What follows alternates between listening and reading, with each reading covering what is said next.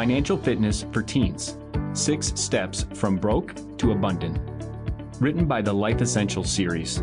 Forward by New York Times bestselling author Chris Brady. Narrated by Chris Brady.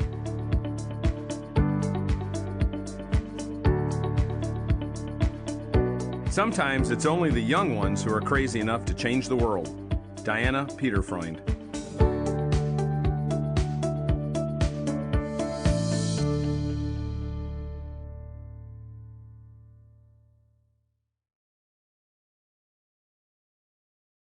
Forward. It's funny when I think about how many times during my school years I had the thought, when am I ever going to use this? Usually this was in response to an obscure math problem or a complicated chemical equation that some teacher was intent on teaching me to balance. Indeed, by the end of my college years, I could work mathematical equations with virtuoso skill. Given a few minutes, I could reduce any equation down to the much sought-after 0 equals 0. I remember manipulations of matrices, methods of integrations, and even friction cones as applied to robotic end effectors. And in my case, with the unpredictable path my life took from engineering to entrepreneurship and writing, I was correct in my suspicion that much of what I had been taught would go unused. Don't get me wrong, I do not regret my formal education, and I've even made peace with the fact that I spent so many hours of my youth in the bowels of mathematical dungeons. I'm not upset by all the learning I did that didn't end up being applicable in my life because, let's face it, there's no way to know exactly what will be useful later and what will not. And it was nobody's choice but my own to leave engineering for my true life's calling of being a business owner. But what I do wonder about, quite frankly, is all the stuff I wasn't taught along the way. At the top of that list is the topic of personal finance. Why is it that we are taught the 3 R's, reading, writing, and arithmetic, but nothing about money? Why must we dissect a frog, but never learn to balance a checkbook?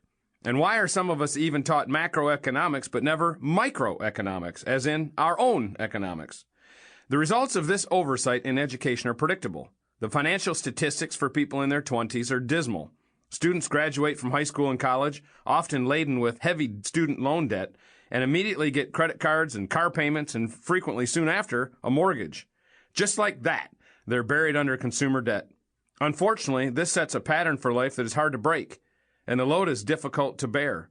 Interest on that debt compounds, and other forces like inflation work against them too. Add to this an overall ignorance about investing, and now our young people are not only having a hard time making ends meet, but what little is saved and stored someplace is done incorrectly. It all adds up to a life spent chasing after money to barely get by, when it didn't really have to be that way at all. What so many young people are missing as they start out in life is a foundation of financial wisdom. Understanding money doesn't have to be hard. It isn't some great mystery, and it's certainly not boring.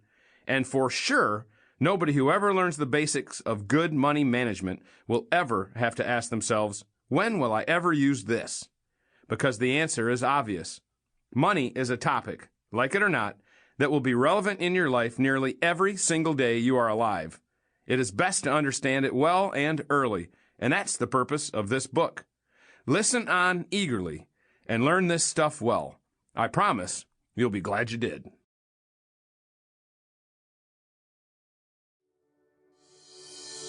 Introduction. Why don't schools teach this? Academics are important, and so is financial education. They're both important, and schools are forgetting one of them. Robert Kiyosaki.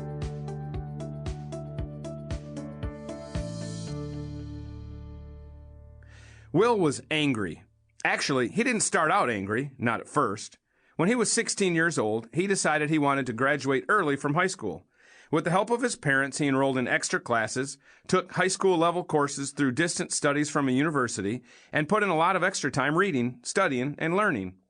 On graduation night, the seniors in their caps and gowns looked at him in surprise and asked, "What are you doing here in line with us? You're only a junior." Will just smiled. He went to college and then got a good job working for a Forbes 100 company. He also got married and started raising a family.